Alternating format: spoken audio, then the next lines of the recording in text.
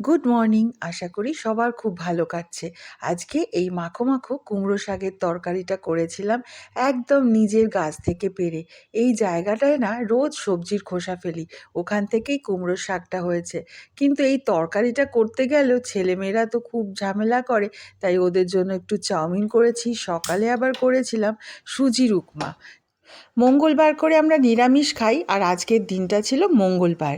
আমার ছেলে অফিস যাবে, সেই জন্য টিফিন নিয়ে যাবে, তার জন্য ওকে চাউমিন বানিয়ে দিয়েছি, আর সেই সঙ্গে মেয়ের জন্যও রেখে দিয়েছি। এই তরকারিটা জিরে, তেজপাতা আর কাঁচা লঙ্কা ফোড়ন দিলাম, বড় বড় করে আলুও কেটে দিলাম। এইটার পাতলা ঝোল খেতেও ভীষণ ভালো লাগে। তবে আজকে আমি একটু মাখো মাখো তরকারিটা বানাবো। অনেকেই আমাকে বলে যে ছেলেমেয়েরা এইসব তরকারি খায় না বলে আমি একদম ঠিক মতন ওদেরকে শেখাতে পারিনি। কিন্তু জানো, আমি এইসব নিয়ে একদম মাথা ঘামাই না, কারণ ওরা শীতের সমস্ত সবজি খুব ভালোবাসে। আর ছোটোবেলায় আমিও এইসব তরকারি একদম ভালোবাসতাম না। মানুষের যেরকম যেরকম বয়স বাড়ে, মানুষ পরিবর্তন হতে থাকে। আজ খায় না, হঠাৎ দেখা যাবে একদিন এইগুলোই ওরা ভীষণ পছন্দ করছে।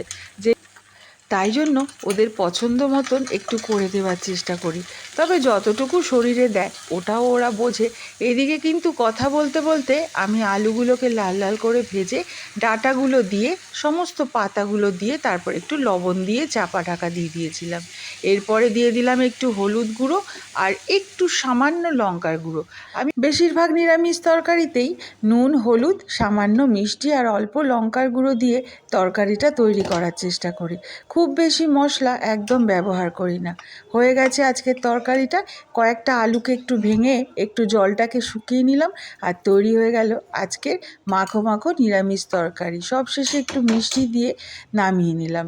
নিজের বাগান থেকে পেড়ে শাকসবজির স্বাদ আলাদাই মজা।